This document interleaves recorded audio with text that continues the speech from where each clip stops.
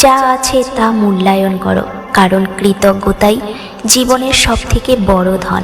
হ্যাঁ বন্ধুরা, আজ এই প্রসঙ্গকে কেন্দ্র করেই তোমাদের একটি গল্প বলবো।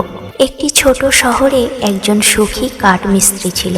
তার খুব বেশি টাকা ছিল না, বড় বাড়িও ছিল না, কিন্তু সে সব সময় হাসি খুশি থাকতো। প্রতিদিন কাজ শেষে বাড়ি ফিরত আর পরিবারের সঙ্গে সময় কাটাতো, গান গাইতো আর খুব আনন্দে জীবন কাটাতো। একদিন সেই শহরের ধনী ব্যবসায়ী তাকে দেখে খুব অবাক হলো। সে ভাবলো, এত কম টাকা নিয়ে মানুষ এত সুখী কিভাবে হতে পারে। তাই সে তার এক বন্ধুর কাছে গেল। সে খুব জ্ঞানী ছিল। বন্ধুটি বলল, ও এখনো 99 ক্লাবের সদস্য হয়নি। ধনী ব্যবসায়ী অবাক হয়ে জিজ্ঞেস করল, 99 ক্লাব, সেটা আবার কি?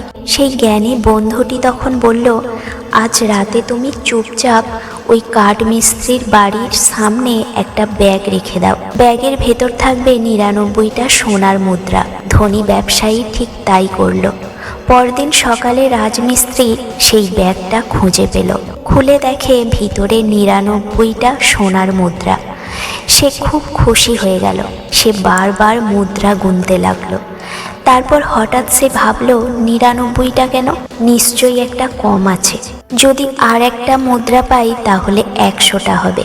সেদিন থেকেই তার চিন্তা শুরু হলো। সে বেশি বেশি কাজ করতে শুরু করলো, যাতে আর একটা সোনার মুদ্রা জোগাড় করতে পারে। ধীরে ধীরে সে আগের মতো পরিবারের সাথে সময় কাটানো বন্ধ করে দিল, গান গাওয়া বন্ধ করলো। হাসি খুশি মানুষটা ধীরে ধীরে চিন্তিত আর রাগী হয়ে গেল। কয়েক মাস পরে ধনী ব্যবসায়ী তাকে আবার দেখল। এবার সে আর আগের মতো সুখী নেই। ধনী ব্যবসায়ী তখন তার জ্ঞানী বন্ধুকে বলল, এখন আমি বুঝতে পারছি 99 ক্লাব মানে কি। বন্ধুটি বলল, 99 ক্লাব মানে হলো মানুষের কাছে অনেক কিছু থাকলেও সে সব সময় ভাবে, আর একটু পেলেই আমি খুশি হব, আর একটু পেলেই আমি সুখী হব। আর সেই আর একটুর পিছনে ছুটতে ছুটতেই মানুষ নিজের সুখ হারিয়ে ফেলে। বন্ধুরা, আজকের গল্প থেকে শিক্ষণীয় 3টি কথা আমাদের সর্বদাই মনে রাখা প্রয়োজন। প্রথমত, জীবনে যা আছে তার জন্য কৃতজ্ঞ থাকলে সত্যিকারের সুখ পাওয়া যায়। দ্বিতীয়ত, অতিরিক্ত লোভ মানুষকে অশান্ত আর অসুখী করে তোলে।